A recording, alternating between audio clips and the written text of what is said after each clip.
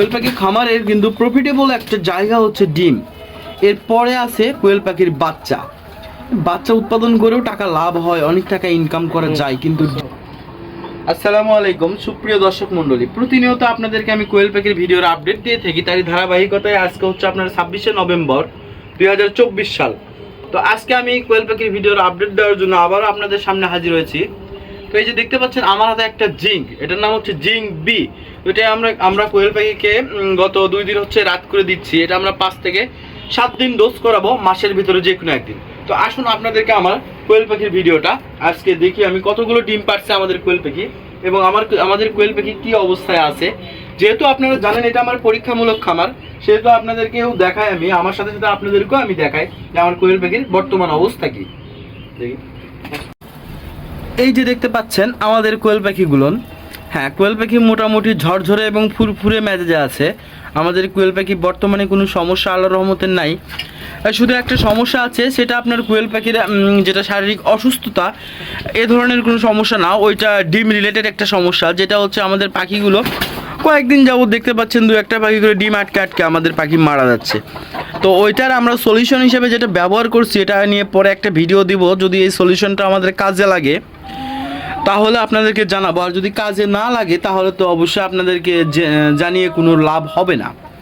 তো দেখতে পাচ্ছেন আমাদের কোয়েল পাখি আজকে ডিম পারছে, অনেকগুলো ডিম পারছে। তো কোয়েল পাখি খামারের কিন্তু প্রফিটেবল একটা জায়গা হচ্ছে ডিম। এরপরে আছে কোয়েল পাখির বাচ্চা। বাচ্চা উৎপাদন করেও টাকা লাভ হয়, অনেক টাকা ইনকাম করা যায়। কিন্তু ডিম উৎপাদন করাটা সহজ, বাচ্চা উৎপাদন করাটা একটু কঠিন হয়ে যায় কোয়েল পাখি থেকে, কারণ ছোট ছোট বাচ্চাগুলো ব্রিডিং করার ক্ষেত্রে একটু রিস্ক হয়ে যায়। তো আপনারা জানেন যেহেতু আমার এটা নতুন খামার, সেহেতু আমি প্রথমেই কোনো রিস্ক নিতে চাচ্ছি না। এই জন্য প্রথমে আমরা কোয়েল পাখি ডিম উৎপাদনের খামারটাই করছি আর কি। এবং ভবিষ্যতেও যখন আমরা খামারটা করব তখন প্রথমে আমরা ডিম উৎপাদন করব, এবং পাশাপাশি অল্প কিছু পরিসরে আমরা বাচ্চা উৎপাদন করব পরীক্ষামূলক দেখার জন্য। আপনারা জানেন আমি প্রথমে যে জিনিসটাই করি সেটা কিন্তু আপনাদেরকেও বলি এবং আমি নিজেও করি, যে অল্প কিছু দিয়ে শুরু করে নিজের হাতে আগে দেখুন, নিজের হাতে আগে লাড়াচাড়া করে নিজের হাতে আগে শিখুন। শেখার পরে আপনি সেই জিনিসটাতে আপনি বেশি পরিমাণে ইনভেস্ট করুন। আগেই আপনার শুরুতেই প্রথমে বেশি আকারে ইনভেস্ট করার প্রয়োজন আমি মনে করি না। প্রথমে অল্প কিছু ইনভেস্ট করলে আপনি দেখতে পাবেন তা থেকে কি আপনি ভালো কোনো প্রফিট পান কি পান না। যদি আপনি ভালো কোনো প্রফিট সেখান থেকে আনতে পারেন, সেক্ষেত্রে আপনি পরবর্তীতে বেশি আকারে ইনভেস্ট করবেন, তাহলে বেশি আকারে আপনি লাভ বা প্রফিট পাবেন। তো এটা হচ্ছে আমার মতামত। তারপরও আপনাদের যে যার ইচ্ছা মতো ব্যক্তিগতভাবে কাজ করতে পারেন খামার নিয়ে।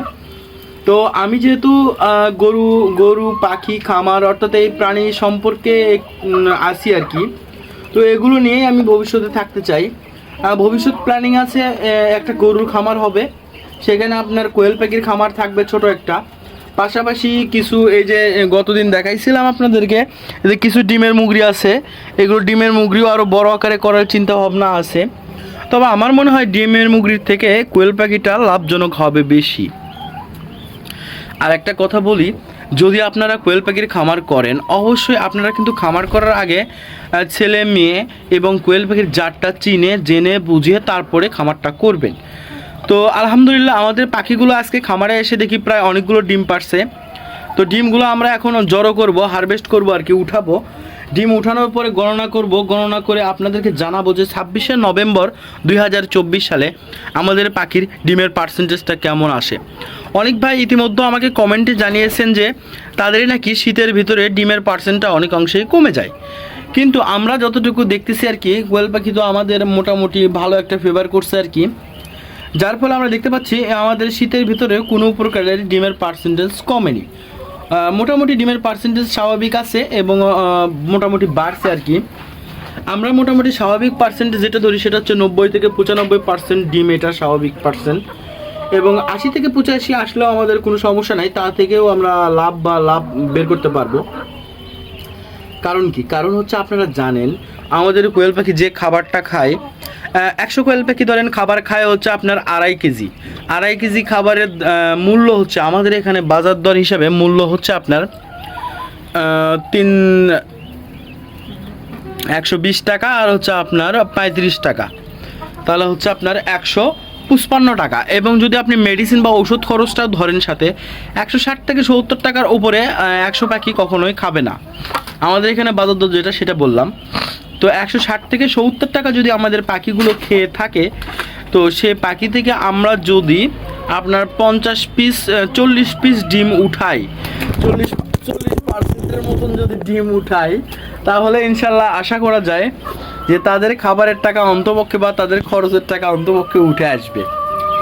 তো আমরা যেখানে 40 থেকে 50% ডিম পেয়ে তাদের খরচ এবং খাবারের টাকা উঠাতে পারতেছি আর কি, তো সেখানে যদি আপনার 60 থেকে 70 বা 80-90% ডিম দেয়, এটা পুরোটাই আমাদের লাভের অংশ। 40 থেকে 50% যেটা ডিম দেবে আর কি, এটা হচ্ছে ওদের নিজেদের খরচ নিজেরা উঠাবে। তো এর উপরে যখন আপনার 60-70% 80% ডিম দেবে, এটা হচ্ছে আপনার লাভের অংশ।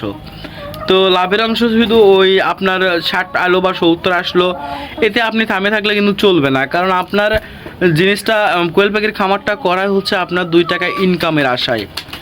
আপনি যদি দেখেন 2 টাকা ইনকাম হচ্ছে, সেখান থেকে 3 টাকা কেমন করে ইনকাম করা যায় সেই বুদ্ধি বা সেই প্ল্যানটা করা। তো আপনি যদি দেখেন আপনি 60 থেকে 70% ডিম আছে, 80%-এর মতো ডিম আসতেছে আর কি, তা আপনি যদি সেখানেই থেমে থাকেন যে আমার তো লাভ হচ্ছে, সমস্যা নাই, আমি এখানেই স্টপ থাকি, আমার তো লস হচ্ছে না, কোয়েল পাখি খাওয়ানোর পরে আমার লাভ হচ্ছে কিছু টাকা, তো তাহলে কিন্তু চলবে না। কারণ আপনি যেহেতু বাণিজ্যিকভাবে বা ব্যবসায়িক আকারে খামার করবেন, সেহেতু আপনার মাথার মধ্যে সবসময় চিন্তাধারা থাকতে হবে, আমার পাখি থেকে আমি পুরোপুরি 100% ডিম আনার চেষ্টা করব। কিন্তু 100% কখনোই আসে না, কিন্তু আমরা 100% আনার চেষ্টা করতে পারি। তো এভাবে যদি আমরা 100% ডিম আনার চেষ্টা করতে থাকি, তো আপনারা জানেন যে কখনোই 100% ডিম আনা সম্ভব না, কিন্তু আপনাদের ফুল নিয়ত থাকতে হবে আর কি, পুরোপুরি 100% ডিম আনার। তাহলে দেখবেন আপনার কোয়েল পাখি ইনশাল্লাহ 100-এর চেষ্টা করতে করতে, 100 না হোক অন্তপক্ষে 90 থেকে 95% তো ডিম আসবে। সেক্ষেত্রে আপনার খামারটা লাভবান হবে। আর যদি আপনি দেখেন 60-70% ডিম আসে, সেখানে যদি আপনি স্টপ হয়ে যান, তাহলে কিন্তু আপনি লাভের অঙ্কটা কম পাবেন। তা আপনারা সবসময় চেষ্টা করবেন আপনার পাখিকে যদি 70% ডিম দেয়, সেখান থেকে 80% বাড়ানোর চেষ্টা করবেন। 80% ডিম দিলে সেখান থেকে 90% নিয়ে যাওয়ার চেষ্টা করবেন। 90% যদি ডিম দিয়ে থাকে, সেখান থেকে 95% আপনারা ডিম আনার চেষ্টা করবেন। তাহলে ইনশাল্লাহ আপনারা খামারের সফলতা অর্জন করতে পারবেন। কারণ একটা খামার যদি করেন বাণিজ্যিকভাবে, আপনার আশা এবং আকাঙ্ক্ষা থাকতে হবে উচ্চ এবং উঁচু স্তরে। আপনি জানিয়ে আপনি নেবেন হয়তো, সাপোজ ধরেন নেবেন হয়তো মাসিক আপনি 20,000 টাকা, কিন্তু আপনার আশা করতে হবে আমি মাসিক ইনকাম করবো আমি 50,000 টাকা। যদি আপনি 20,000 টাকায় মাসিক নেওয়ার নিয়োগ থাকে এবং 20,000 টাকায় যদি আশা করে বসে থাকেন, তাহলে আপনি মাসে কিন্তু 20,000 না, বরং আপনি 8 থেকে 10,000 টাকা বড় জোর ইনকাম করতে পারবেন। কারণ আপনার টার্গেটই হচ্ছে 20,000, আর আপনার যখন টার্গেট থাকবে 50,000, তখন আপনি মাসে অনায়াসে 30 থেকে 35,000 টাকার মতন ইনকাম করতে পারবেন 1000 কোয়েল পাখি পালন করে। তো আমার ছোট মাথায় ছোট জ্ঞানে আমি যে আপনাদেরকে যেটা বললাম, এটা আপনাদের হয়তো অনেকের কাছে ভালো লাগতে পারে, অনেকের কাছে নাও লাগতে পারে। তো দয়া করে যাদের কাছে ভালো লাগবে না, তারা ক্ষমা সুন্দর দৃষ্টিতে দেখবেন। আমার মাথায় যেটা আসছে আর কি, আমি সেটাই বলছি আপনাদেরকে। কোনো কথা কারু শোনা না, কারু বানিয়ে বলা না, যেটা মনে হয়েছে আমার সেটাই বলছি।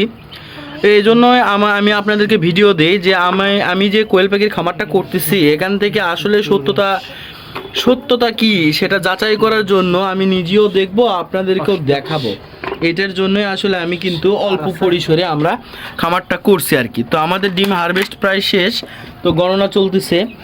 2-1টা ডিম হয়তো বা আছে, আমরা দেখে নিচ্ছি যে আর কি ডিম আছে কি নাই। তো আপনারা জানেন যে আমাদের কোয়েল পাখি মোটামুটি এবং সুস্থ এবং ঝরঝরে আছে। তো আমরা যেহেতু পরীক্ষামূলকভাবে খামারটা করছি আর কি, দেখার জন্যে যে কোয়েল পাখিতে আসলে কি লাভ নাকি লস হয়।